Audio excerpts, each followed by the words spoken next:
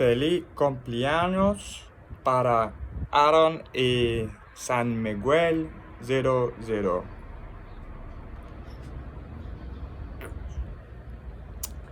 Happy birthday to me. Hope everyone's doing well. I'm just going to do a quick video today on Westside Story, which I saw a couple of nights ago now. Won't be a very long review, as I'm going to see Matrix 4 shortly. Very soon. Right, so West Side Story, I didn't particularly like it. There are a few different reasons for that. Mostly I didn't enjoy the music, which was a shame, as I don't mind musicals. In fact, I was looking forward to seeing this, partly because I know the original, so successful, big Broadway hit, massive film back in the day. I do like other musicals. Chicago's a great film. I'd love to see that live on stage, but the Catherine Zeta-Jones version, great film. Bugsy Malone back in the day.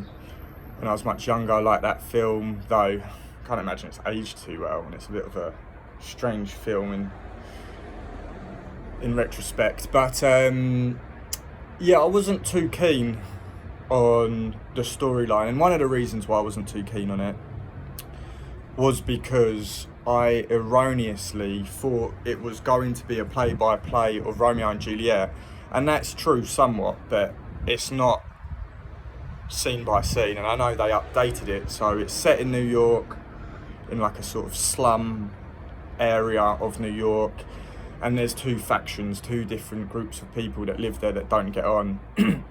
They include Puerto Ricans that have recently moved there, and then local Americans that are native, I should say, well, native in the fact of like the USA, and they're sort of descendants from Irish, Italian, Jewish immigrants. That's there's a line of dialogue that explores that, but they don't get on with each other, and two people from each faction fall in love, star-crossed lovers, death-marked love, though not quite, and they you follow that story, their love story. One of the things I couldn't quite get my head round, or couldn't quite take that imaginative leap, was the fact that there are some really interesting moments whereby the story explores the fact that these two sets of people don't like each other and passionately hate each other and are out to hurt each other, just because of their different ethnicities, so to speak. And they're really tender moments and really quite profound and heartbreaking and so recognisable even to today, of course. But whenever that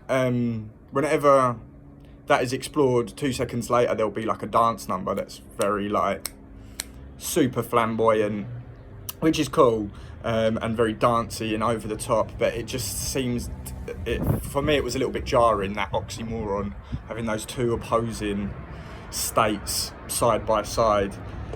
But that is the story, so if you're not into that, then don't watch it. But if you know that that's going to be the case, and I think everyone knows that that's going to be the case with this film, then you're down, and if you're down for that, then go and enjoy it. But I found that a little bit jarring. The performances, the singing and dancing, by the way, is really good. Like, so I didn't find the songs that catchy. There are a few numbers that were, but there was no real bangers in there for me. But yeah, the singing and dancing, I presume they're all professional, or the vast majority of the cast would be professional, probably Broadway singers, actors. I've never seen the girl before. I don't know her name, but the actor, the main lead, I have seen before. I think he's in Baby Driver. I forget his name. He's a tall fella. But he's in Baby Driver, I believe, and he's definitely young Han Solo, not Adam Driver, but in that Han Solo film that's got the Queen of Dragons in, that wasn't that good, to be honest. He's the main, and he does all singing and dancing. He's pretty good, but yeah, it just didn't really do it for me. And just a quick one on the Romeo and Juliet parallels. Because of my job, I've taught that play many, many times, and obviously being an English teacher, I do have a lot of respect for Shakespeare. I do think it's not too hyperbolic to say he's the sort of crown jewel of English literature. You know, he's one of our biggest exports as a nation. He's a cultural capital. He's a lot of that. So I haven't read all his plays, but I've read many of them. I know an excellent contemporary Shakespearean scholar who, if anyone's interested, I've shared her work before, Bev. She's an amazing. She knows his stuff much better than I do. But what I'm trying to say is that I know Romeo and Juliet really well, and I really do like the play. I think Juliet's a fantastic character. I think Mercutio's an excellent character.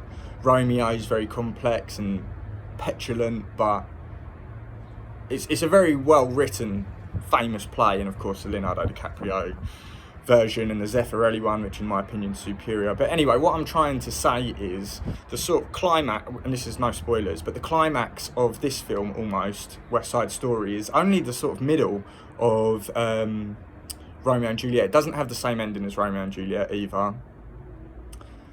I feel like the girl character in this is less sympathetic than Juliet, who I think Juliet probably is one of the better characters in Shakespeare's play. And I found that really disappointing. So I was watching it there's one part though that I like, and this is like, you see this in a trailer. So when they kiss for the first time, I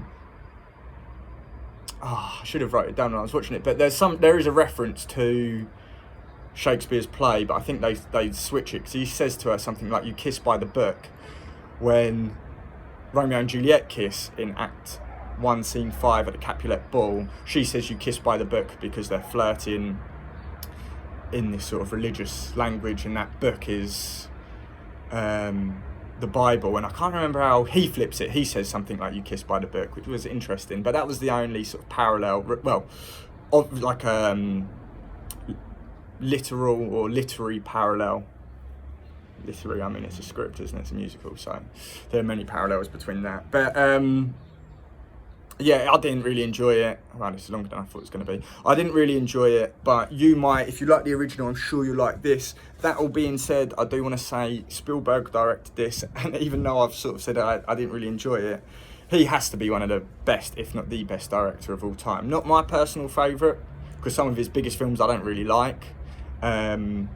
Such as Saving Private Ryan, and some of them I just haven't seen, like E.T., but Jurassic Park, Minority Report, even Catch Me If You Can, even, I know these are some, Schindler's List, I've never seen that.